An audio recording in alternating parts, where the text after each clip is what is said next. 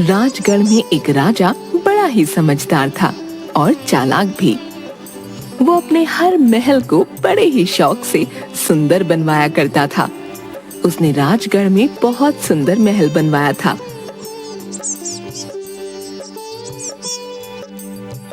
राजा बहुत परेशान था, ये सोचकर कि नए महल में ऐसी कौन सी आफत आ गई जो उस महल में रहने से सब डर रहे हैं।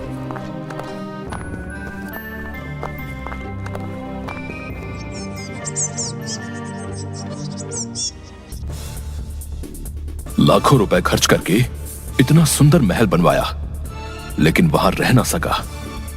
ऐसी कौन सी बुरी ताकतें हैं जो हमारे महल को कब्जा के बैठी हैं? मंत्री जी, कुछ कीजिए।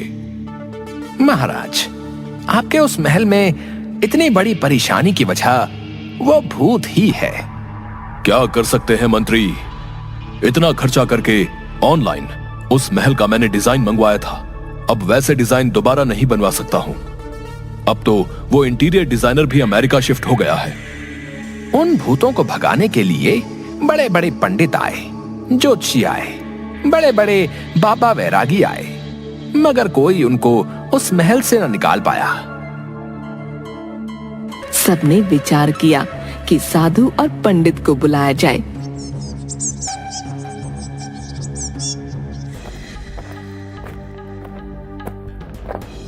ये काल भैरव की भूतों की भागी हुई मंडली है, उसको कोई निकाल नहीं सकता। लेकिन दक्षिणा के लालच में कुछ पंडितों ने कहा, हम अपने तंत्र मंत्र की शक्तियों से भूतों को भगा देंगे। हम न्यू टेक्नोलॉजी इस्तेमाल करते हैं। पंडितों के कहे मुताबिक पूजा पाठ के लिए ढेर सामग्री ऑनलाइन मंगवाई गई। पंडित लोग महल में गए और वो जाकर भूतों की कनेक्टिविटी ढूंढ रहे थे। फिर पूजा की और महल के चारों ओर अभिमंत्रित कीले गाड़े गए। अब यहाँ भूत तो भूत, स्वयं भूतनाथ भी आने की हिम्मत ना करेंगे। हाँ। अच्छा, देखते हैं तुम कितने बड़े पंडित हो। जो कोई ना कर सका वो तुमने किया। ऐसा हो नहीं सकता है। मंत्री, जाकर राजा से कहो कि वो अपने महल में आकर सोएं। अभी मैं राज परिवार को यहाँ लाने का जोखिम नहीं उठाऊंगा। पहले 2-4 दिन तुम ही लोग रहकर बताओ कि सब ठीक ठाक है, तब हम राजा को बुलाएं। परंतु पंडितों का पूजा पाठ बिल्कुल निकम्मा साबित हुआ।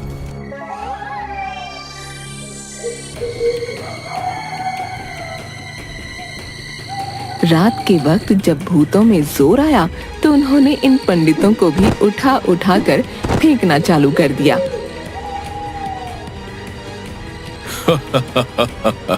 चलो, हो गया इन सब का नाटक खत्म। अब हमारी बारी है। चलो इनको यमराज के वाईफाई से कनेक्ट करते हैं। अरे ये नहीं हो सकता। तुम लोगों को अभी यहाँ नहीं होना चाहिए। चलो यहाँ से, नहीं तो फोकट में एंटरटेनमेंट हो जाएगा। ये गया एक, दलदल में गिरा।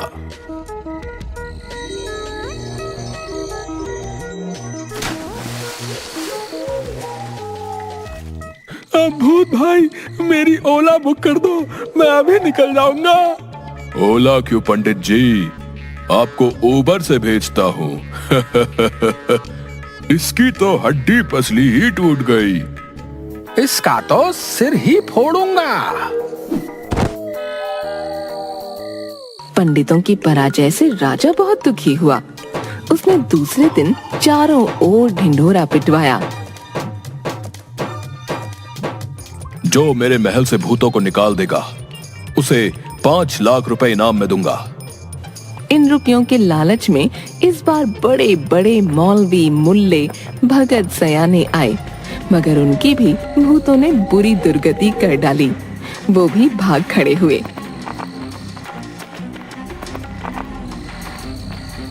परंतु राजा अभी अपनी जिद पर अड़ा हुआ था और अपने मंत्रियों से कहा, मंत्री, तुम देश विदेश में ढिंडोरा पिटवा दो, कि जो व्यक्ति इस महल से भूतों को निकाल देगा उसे राजा अपनी राजकुमारी का पति बनाकर आधा राजपाट सौंप देगा।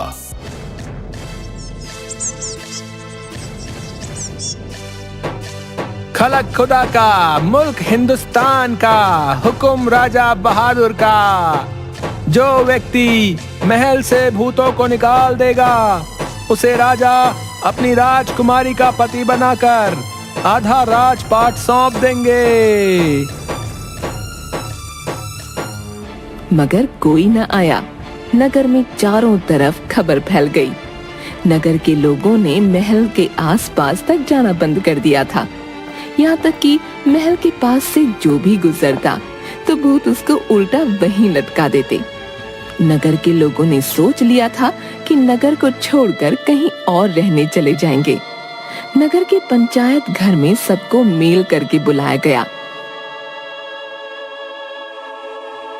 देखो, आप सबको मैं कॉल करके नहीं बुला सकता था, इसलिए मेल करना पड़ा। ठीक है, इतना जरूरी में सबको बुलाने का क्या मतलब बनता है? काल भैरव के भूत। हाँ, काल भैरव के भूत ने बहुत ज्यादा तंग करके रखा है। काल भैरव के भूतों को कोई निकाल नहीं सकता। जिसको जान देनी हो वही जाए। इसीलिए मैं सबसे यहाँ से नगर को छोड़ने का सलाह देने के लिए बुलाया है। कई महीने बीत गए मगर उनको कोई नहीं निकाल पाया है। लेकिन बेचारा राजा बहुत उदास रहा है, मगर क्या कर सकता था? राजा ने एक शर्त के तौर पर अपनी बेटी को बलि चढ़ा दिया है। ऐसा कौन करता है? संयोग की बात है कि पंचायत में राजा के मुंशी का बेटा भी पहुंच गया और नगर में ऐसी बात सुन उसको भी अपनी बुद्धि का सही जगह इस्तेमाल करने का मौका मिल गया। मुंशी बेचारे मर गए। उनकी एक बुढ़ापे की औलाद थी और बूढ़ी विधवा पत्नी। बेचारे गरीबी के मार से दुखी होकर अपना जीवन जैसे तैसे काट रहे थे। लड़का नौकरी की तलाश में रोज राजा के दरबार में जाता और वहां से उसे कोई कामकाज न मिलता।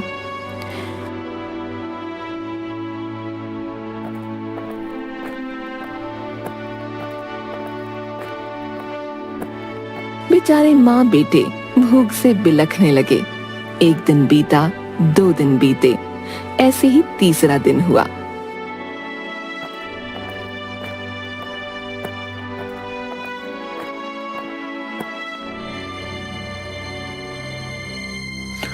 भूतों के महल में चला जाए। सोचते सोचते एक तरकीब उसके दिमाग में आई। झटपट उठा और अपने स्वर्गीय पिता का कमलदान लिया। एक पट्टी उठाई, एक टाट का बोरा और पैना चाकू भी संभाल कर टेंट में रखा। फिर लालटेन लेकर माँ से बोला, माँ, मैं बाहर काम पर जा रहा हूँ। जो लौट कर ना आऊँ तो राजा के यहाँ से पूछ लेना कि मेरा बेटा कहाँ गया।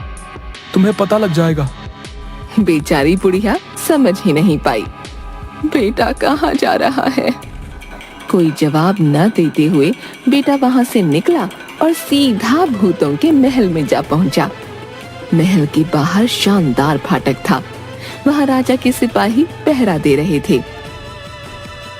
मुंशी जी के बेटे ने कहा, फाटक खोल दो, मैं भूतों से लड़ने आया हूँ। सिपाही हंस पड़े। जा जा, पिद्दी जैसा लड़का भूतों से लड़ेगा। बड़े बड़े पंडित, मौलवी, भगत ने तो अपने कान पकड़कर भाग गए। अब तू क्या अपनी जान देने आया है?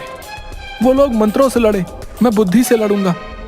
अगर तुम लोग फाटक नहीं खोलोगे तो मैं राजा से जाकर शिकायत कर दूंगा। सिपाही ने झुंझलाकर फाटक खोल दिया। ले जा, जाकर मर।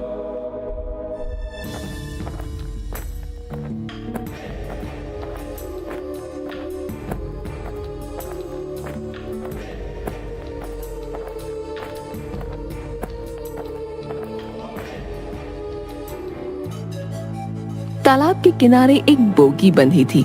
उसी में अपनी सब चीजें रखकर महल की ओर बोगी ले जाने लगा। महल में भूत कांव कांव करते हुए बड़ा शोर मचा रहे थे। सुनकर वो लड़का डरा नहीं।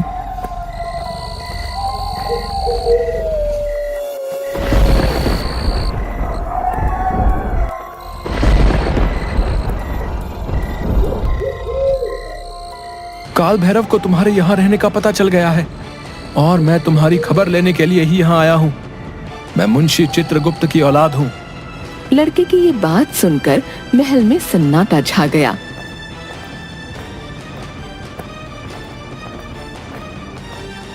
और ऊपर जाकर फिर जोर से बोला, मैं काल भैरव के हुक्म से आया हूँ। उनके जितने भूत भागे हैं वो सब मेरे सामने आए और अपना अपना नाम लिखवाएं। अगर नहीं लिखवाएंगे तो आधे पहर के भीतर वीरभद्र की टोली आकर भूतों को आसमान में ही जला डालेगी। भूतों में खलबली मच गई। सब एक दूसरे के चेहरे देखने लगे। मुंशी जी के बेटे ने फिर ललकारा, जो मेरे पास आकर अपना अपना नाम नहीं लिखवाएगा उसको सजा दी जाएगी। भूत बेचारे डरते कांपते आए। लड़का सबके नाम पूछने लगा। वही खाते में टाके और फिर चाकू निकाल कर कहा, बैठो, तुम्हारी नाक काटेंगे। भूत डर कर गिड़गिड़ाने लगे। अब नहीं नहीं, तुम ऐसा ना करना।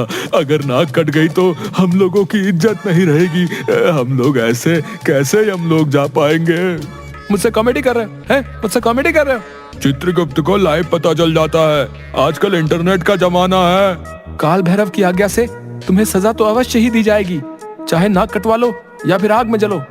हार कर भूतों का मुखिया बोला, अब आप हमारी नाक ही काट लें, मगर जीने दें। नाकें कटवाओ और राजा का राज्य छोड़कर 500 कोस दूर भाग जाओ, और अब लौट कर आए तो इन्हीं कटी हुई नाकों से हवन करके तुम्हें जलाया जाएगा। भूत बहुत डर गए थे, इसलिए आकर लड़के के बही खाते में अपना नाम लिखवाते और नाक कटवाते और भाग जाते।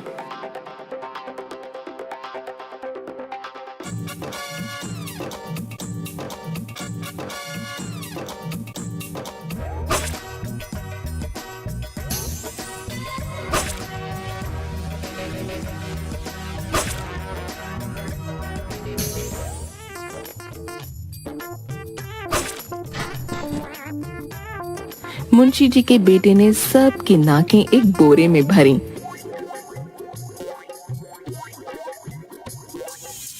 और उसे सिल लिया और वहीं पर तकिया बनाकर उसी नाक के भरे बोरे पर सो गया। नाक कटे सभी भूत भाग गए और मुंशी जी का लड़का चैन से खर्राटे भरने लगा।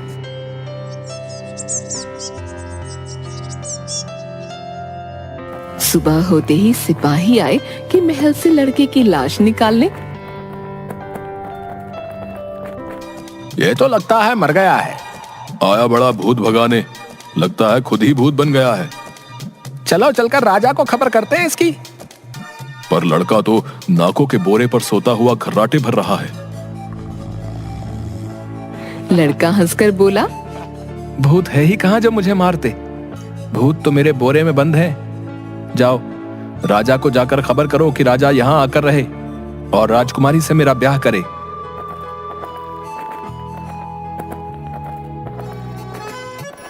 ऐसा ही हुआ।